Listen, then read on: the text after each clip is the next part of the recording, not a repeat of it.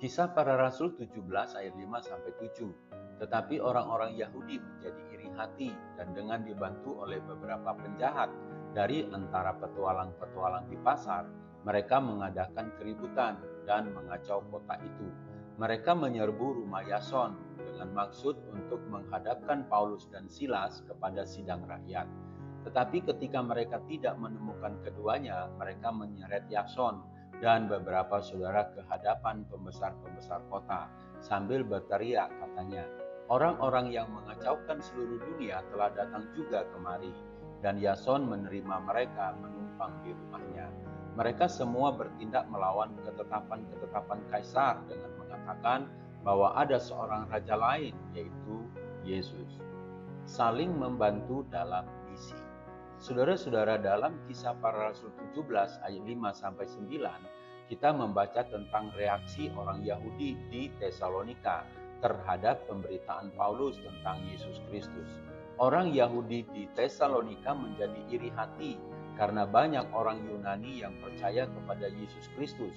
Mereka kemudian mengumpulkan beberapa orang penjahat dan membentuk kerumunan untuk menyerang rumah Yason, tempat Paulus dan Silas tinggal. Siapakah Yason?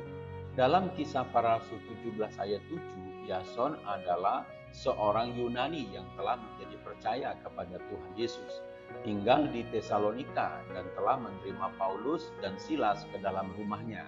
Yason telah membantu Paulus dalam pemberitaan Injil di Tesalonika. Kisah Yason juga menunjukkan kerjasama antar suku bangsa dalam pemberitaan Injil. Dari Kisah 17 ayat 5-7 ada beberapa hal yang dapat kita pelajari. Yang pertama, pemberitaan Injil tetap harus dilakukan sekalipun diperhadapkan dengan tantangan, penolakan, dan penganiayaan. Terbukti dalam pelayanan Paulus dan Silas, mereka dipenjara, didera, namun tidak menyerah dalam semangat memberitakan Injil.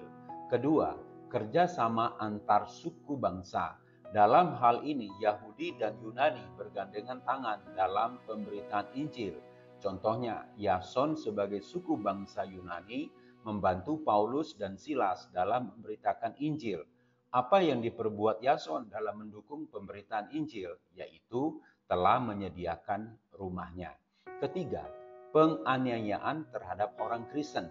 Yason diperhadapkan dengan intimidasi. Ini menunjukkan bahwa orang Kristen dapat mengalami penganiayaan dan kesulitan karena iman mereka. Saudara-saudara yang kekasih, jika kita bersama-sama melayani di ladang Tuhan, antar suku bangsa bersatu dan saling mendukung dalam pelayanan misi, maka akan banyak hal yang bisa dikerjakan. HOR Ministry mengalami pertolongan Tuhan sangat luar biasa dari saudara-saudara seiman dari berbagai suku bangsa yang tadinya tidak saling kenal tetapi dapat bergandengan tangan bersatu untuk melayani. Tetaplah bersatu dalam pelayanan di ladang Tuhan. HOR Ministry.